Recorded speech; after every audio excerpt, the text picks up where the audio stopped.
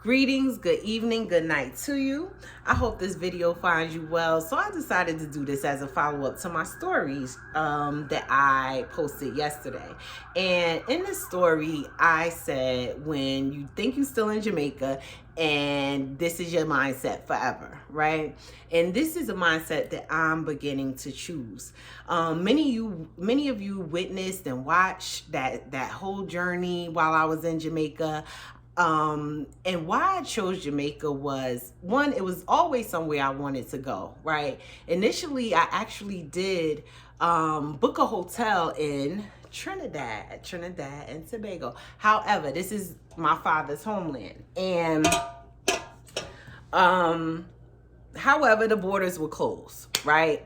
And which was symbolic for me because growing up, I was one of those outside children who didn't know my dad's side of the family. They didn't know about me until I was an adult, actually. And it was my neighbors that had been from Jamaica, that had been from Guyana, and Haiti, Sakpase Nabule. It was Kisa. Okay, that was my kinship family, if you will. Kinship family who kind of defined for me what it meant to be the daughter of a West Indian man, right? So give thanks, forever grateful to you all. You know who you are along the way. There's been people I went to church with, school with, grew up with, like lived across the street from for many years, like still, engaged with them in some way in my life today. And so I'm going to share 7 keys to the Jamaican mindset. And it kind of embodies the point I just made. Like, it was them that showed me that part of me, or helped me to know that part of me. Let me say that, or discover that part of me. And so the first one I'm going to start with is greetings matter, right? So when, you may hear, when if you call a West Indian household, they're going to say hello, good night, or good night, greetings. And even in West African culture, very important to greet and acknowledge your neighbor, greet and acknowledge people who come into your presence. And sometimes, and it's interesting, like what the energy of being here in northern America, northern New Jersey, people, it's like that. New York, we real close to New York where I am, so it's like that. It's very icy sometimes, just to be straight up, very icy. And so I had an experience this afternoon actually where I was getting out of my car and I saw this guy and had this great t-shirt on. It said Born to Win, and I had been in the moment, and I told him, I said, sir, I was like, do you mind if I take a picture of your shirt? And he was like, sure. And I was like, are you okay with you being in it? And he said, yeah, I always ask for consent when I take pictures of people. People are not museums, okay? When you travel or just out and about, like, please ask people for consent to be taking their image, whether that's a video or, certain things you can't help. But I mean, when you're sitting there, like, anyhow. So, because that's how the first cut of this ended up a half hour long. But so going to say that he received the greeting well, and the fact that I acknowledged him, right, and let him know how he impacted me. I told him, I said, I want you to know you encouraged me. And his smile got even wider, and he said, stay encouraged, sis, kind of thing. And it was a beautiful moment. And then followed by, I saw this woman who, she was pregnant, maybe about 6 months. She looked to me about 5-6 months pregnant. She may have been uncomfortable, but I thought, I really did think she looked cute. She looked really cute. She had on this cute little t-shirt. It was like trendy, but it was the way she had things put together. And she was Asian, and I'm sorry, but y'all know, like, Asian girls be just throwing things together that you wouldn't expect to look good together, and it just popped. Like, I always admired their style. And so, but I might as well have said nothing to her. Like, she looked at me, and it was like a, one-sided smirk, but for whatever reason it is. And I always leave room for the possibility that she might be experiencing something. Who knows? Maybe she's uncomfortable. Maybe she's having contractions. Maybe she's worried about her pregnancy. You have no idea why people respond the way they do, right? But greetings matter. And that just doesn't include greeting people. It's also how do you greet your body in the morning, right? I'll tell you a short story.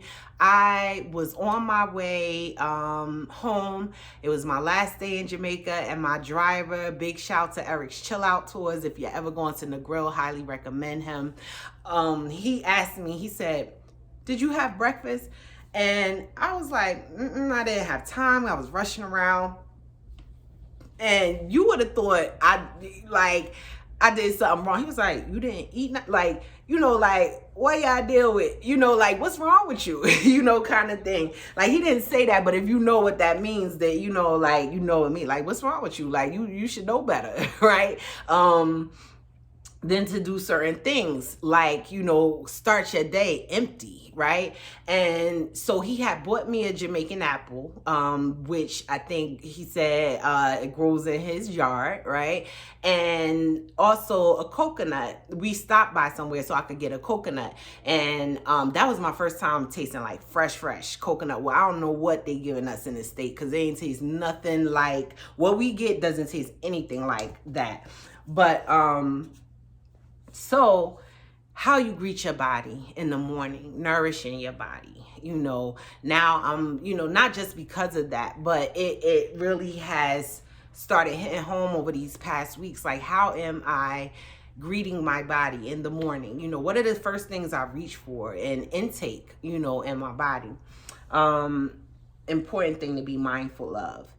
Also, I'm reminded of my neighbor. I lived across the street from, if he's watching, he knows. And I would notice that in the morning, kind of like people in the South do, but in the morning, first thing in the morning, you would see him come outside. He might pop a squat, be kneeling down or in his stance, whatever, but he's just observing the day, taking in the energy of the morning and the day. And, I think about my Aunt Odessa, my grandfather's wife, who, she would go out and sweep the porch every morning. Like, you will see some of these, and that's why I love Caribbean people, because they have sustained many of those cultural retentions. They have maintained and sustained, those cultural retentions, African cultural retentions. And I don't know if that's an African way, but I know if you do go to, certain places, like, you'll see somebody sweeping, like, you sweep, get rid of, yesterday, start the day fresh, at least that's how I perceive it, right? Second key is, it's always one love. It's always one love. Like I told you, it was the Jamaican people who pretty much welcomed me into their homes, exposed me to certain Caribbean foods and, all of the good stuff. But it was always one love. Like, if you are somewhere, trust me, like, I was my driver, spliff on that, and if you engage, listen, it's legal now, just like y'all like to go buy y'all bottle of wine and your Henny or whatever, don't judge us. So anyhow, so he had the spliff, and I wanted to make a purchase, and I said, "Well, how much for the spliff?" And he was like, "Spliff complimentary." It's complimentary. It's like, but that attitude, like, I experienced that attitude for years, long time ago, before there was a Jamaica trip. Like, if you somewhere and you in the yard, and you gonna eat. Senegal was like that too. If we eating, you eating. We smoking, you smoking. You know what I mean? Like, it's like, just, that's how it is. And just in general, like, it's one love. And that's how I live my life. Like, some of you might know, I almost became an interfaith minister. I'm very interspiritual. And yeah, that's what speaks to me. But I love that. It's like, no matter who you are, like, of course there's layers, right? But for the most part, everybody's welcome, right? Everybody's welcome and everybody's accepted, for the most part. Again, there's layers. I'm very conscious of some of them, but yeah. Everybody is appreciated. I mean, come on, think about Bob Marley, one love, one heart. Let's get together and feel all right. That is the energy. And full joy yourself. Point number 3, or key number 3, full joy yourself. I, like I said, had the trip of a lifetime, and it's like full joy is beyond enjoying. Okay, you fully enjoy every bit of that experience, and that's what, and I believe, like, whatever it is, if you're dancing in Verona Park during a sun shower, fully enjoy that experience. I loved feeling the cool drops, falling down on my skin. The fascination of the fact that the sun was shining bright, yet it's raining, like, oh man, you could just go in deep with that, right? There's so much you could take from that. But fully enjoy every experience, and anything that doesn't allow you to do that, then you have to get rid of it, right? And release that energy. There's a Jamaican proverb I want to share that I found, and I'll share the website if I remember at the end of the video. But if you're afraid for yeye, you never yam head. Like, I'm not, because I'm thinking too much. I'm in my head, right? But if you're afraid for yeye, you never yam head. So basically that means if you regard too much the good opinion of anyone, you will never prosper, right? So be mindful of that when you're choosing the experiences you want to have. I could recall, even while I got the people would be like, why are you traveling alone? You're a beautiful woman. Or, didn't you have friends that could have come with you? And, you would have had more fun. I had a ball. Actually, I think I would not have had as much fun if I had to travel with people. And I'm going to tell you why. Guess what? I ain't have to worry about this one got an attitude and she too hot, and this one, she tired, she want to go home, her stomach cramping, and that one scared of heights, so she don't want to do the cliff jumping. Like, I didn't have to deal with none of that. All I had to worry about was Nay, So, if you are thinking about a solocation, I highly encourage you to please honor yourself and do it at least once in your life. I really feel for people who can't enjoy their own company, who really feel like they need tag-alongs, like, and maybe that's my experience. I never was a cliquey person, never really fit in with cliques. It's always interesting to see what happened to the cool kids too. Here nor there, but yeah, man, like, I fully enjoyed my whole self, right? And so the explanation of that proverb, if you're afraid for yeye, you never yam head, right? So you already explained. Okay, so we can move past that. But yeah, you will never prosper in your experiences. Like, I mean, again, there was no restrictions on what I wanted to do, who I wanted to be, how I wanted to feel. I ain't need to ask nobody to take me no pictures because I bought me a whole boyfriend. If you saw that picture, that video I did with the tripod, like, I was ready. I was ready for it. I didn't need that assistance, that dependency on someone, and it was totally liberating. So I just encourage you to keep that in mind. And if you are curious about learning more Jamaican proverbs and exploring them and exploring this mindset, you can find some at NLJ, as in the National Library of Jamaica. So that's nlj.gov.gov.jm. So again, like, as in Jamaica. Okay, so that's nlj.gov.jm. Okay, so let's see, where are we? So four, always give thanks. So always give thanks. I will say that Jamaican people are faith-filled people. I don't know that there's anything that they do that doesn't include God, right? Giving thanks, giving praise, giving acknowledgement. And I just think that's just one beautiful aspect of the Jamaican culture.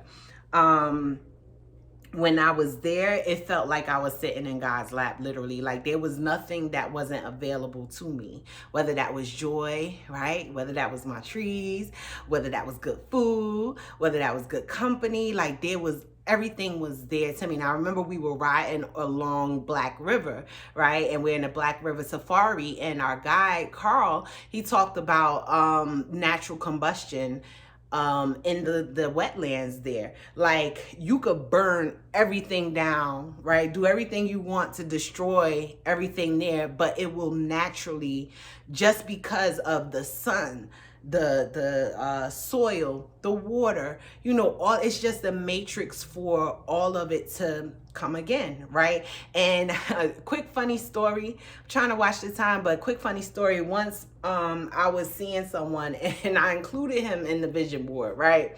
And we've come to a place of healing, but I was so upset. And this, let me tell you something, one monkey don't stop no show, because so I got so upset, you know, I was like, here, you could take the vision board, blah, blah, blah, blah. And then after realizing what I did, I'm like, hey, you got that vision board? He didn't have it no more, you know, and he must have threw it away. And I was like, so like, but then I was like, it's okay. Vision don't die. Like what God puts in you, like, yo, like there's nothing that can destroy it, you know. And so like being there and knowing that, like, wow, you could burn all this down and it'll come right back, because everything that's needed for it to, you know, be revived is there, is present, right? So yeah, humbling and just all inspiring stuff. And let's see, where are we? We are at number 4. Number 5, the 5th key to the Jamaican mindset, it's your destiny, right? So I could hear that in my head. Like, you know, if when I'm like wavering on things and, you know, what would please me and what would work for me, it's your destiny, right? And I believe a Jamaican person would say that, you know, and probably has said that somewhere along the journey. That's why I could say it to you. But if that's what you want to do, then do it, right? I'm sorry. Give me a minute. Yes. So, there's no need. So like, if you want to do something and you find like you're unhappy where you are, there's no need to sit and wallow, right, about what you're going through. If you don't like what's happening, then change that. And that energy, like I can remember when I was struggling, trying to figure out, do I want to do nursing as a career? Do I not want to? And one of my sister in Kanisha, she was like, Joe, you gotta do what makes you happy, right? Do what, and I feel like my massage therapist that I had over there in Jamaica, like we were talking about different things, and she was thinking about going back to school. And you know, with the American mindset that teaches you that by 40 you should have this, and by 30 you should have accomplished that, but in your 20s you should have graduated college. That wasn't my story. That wasn't my journey. But when you are in different societies, concept is totally different about what you could do. As long as you still got life, you could do it. So it reminds me of a woman that we rode past in traveling when I was in Jamaica, and Granny was like, when I tell you this woman had to be in her 70s, 80s, like she was up there, but she was in the street and maybe a nearby shop was playing music, and she was just like, she was getting down, okay? It was one of them, could have gone viral if somebody recorded it. It was more cute though than like, oh, grandma being raunchy, but it was like she was moving, you know, still. And my great uncle used to say, if you don't move it, you lose it, right? So it's like, listen, what you want to do, right? You still got breath in your body. It's your destiny. If you want to do this, you do it. You do it. Make it happen. And that's the Jamaican mindset. Ain't nothing about like your age and resources. When there's a will, there's a way, you know. And it's like, you know, you don't know the way, link somebody. You know what I'm saying? They may be able to assist. Let's see. 6 keys. The 6th key to the Jamaican mindset: healing is available to you. I needed Jamaica. I needed Jamaica. I needed respite. My body had been craving respite. It wasn't nearly as long enough. I mean, as long as it could have been or that I needed, right? Which is why I'm trying to tap into that energy here and wherever I may land, right? Because it's important. And man, like this is a limestone, a piece of limestone. We went when we were at the Blue Hole. You go in the Blue Hole, you can jump the cliff like at Rick's Cafe. I did it at Rick's Cafe. I didn't do it at the Blue Hole, but I climbed down in the Blue Hole. But you go down there, and you know the walls have these like this clay, this rock, and so. But once it gets in water, it'll get chalky, and chalky, and it will make a paste. And with that, I got a massage, right? Beautiful, beautiful. But this has the energy of healing. I might have some on hand for some folks who might be interested in purchasing one, but here nor there. Healing is available to you. I'm not sure if I mentioned it early in this video. I think I wanted to save it to this part, but it's like,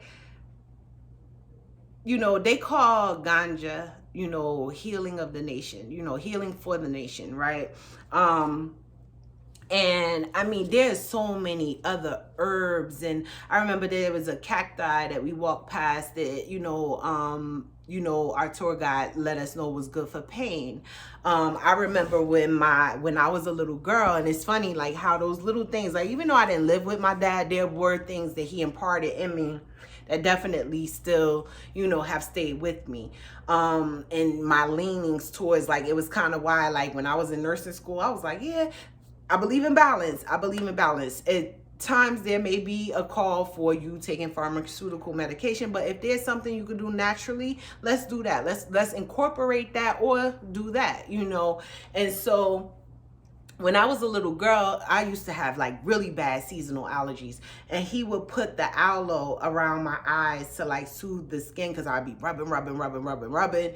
And he also would make me mint tea sometimes, and that actually still is flourishing at my mom's house. Like, man, after all of these years, like, abundance.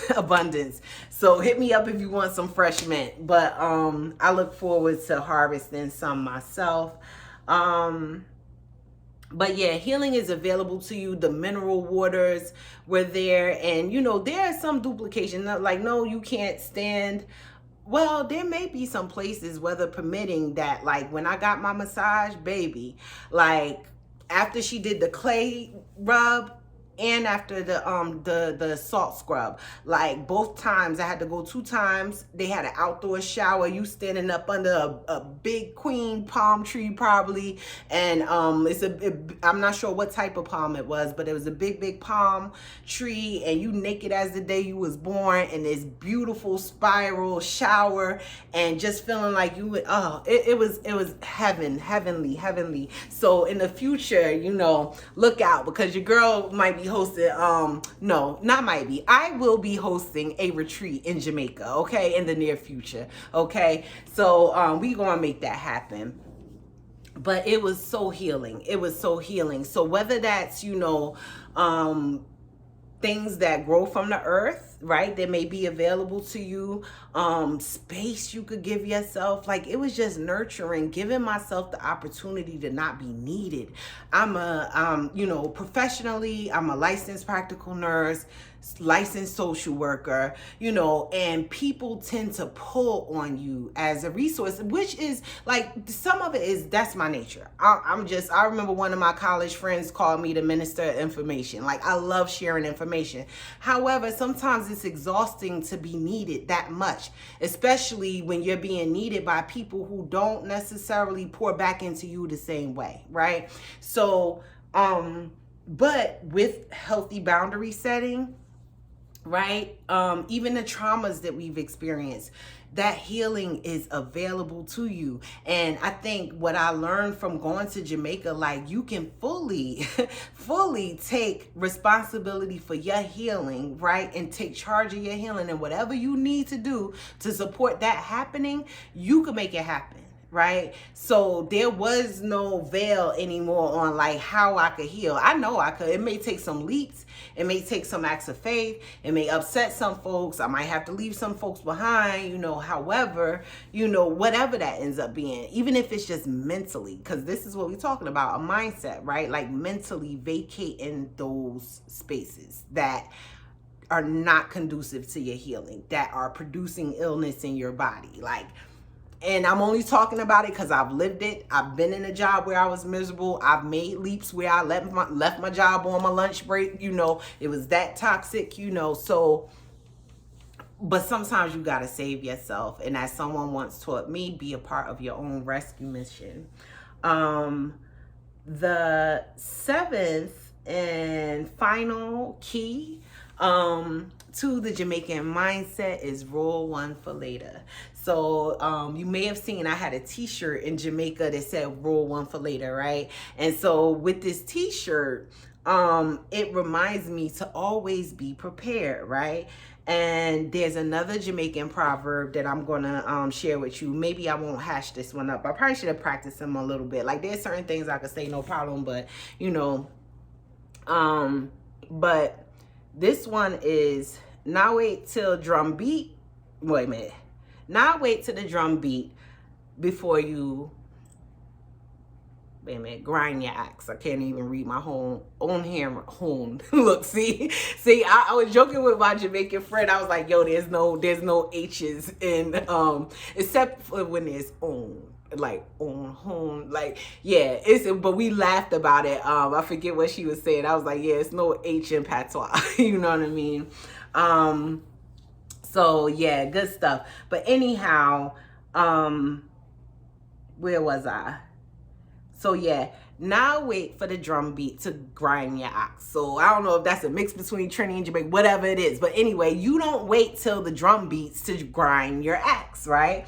And so in essence, be prepared at all times, right? You just never know what is coming your way, and you want to be prepared for those things. As a social worker, I feel like we are often fighting fires, right? These are things that did not have to happen. Sometimes, though, you will have those clients where you are literally handing them the resources, you're telling them where to go, you're telling them who to call, and do they do it? No, right? And then what happens is, months later, they're calling you, Miss Jonay, blah, blah, blah. The landlord saying I gotta, when all of this could have been avoided, right? And this goes for my team too, because I had to have a transparent conversation with them as well. Like, listen, these are human lives that we're dealing with, right?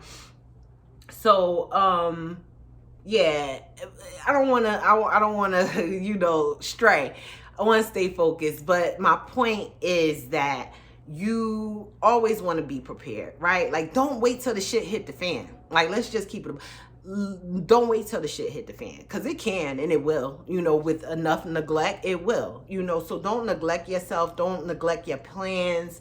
If you see something isn't working out, whether that's a relationship and you need to make your exit strategy, whether that's a job and you need to make your exit strategy and invest in some coaching or whatever it is, a new program, something, a new academic program where you can learn a new skill, prepare yourself for then. Don't wait till you're so sick in your position, right, that now you have to get forced out, right? Don't wait till you're so miserable, right, to the point where now there's a mental health concern, or now there's don't wait until that point. Talk to your EPA, your employee, I forget what it stands for, but talk to them, find a therapist, talk to somebody, right? But unpack that stuff, because it will come up. I'm watching the time. I tried to cut it down, but yet and still I'm at a half hour. It is what it is. Your girl need a whole YouTube channel, I suppose. So I hope you enjoyed this. The 7 or 8 keys to maintaining a Jamaican mindset no matter where you are. Please visit Jamaica and please be safe. If you are thinking about going to the grill and need some connections, holla at your girl. I got you. Some tidbits that I found along the way. Yeah. Good stuff. Have a good night. I'm done. No more cuts. I'm done. Bye.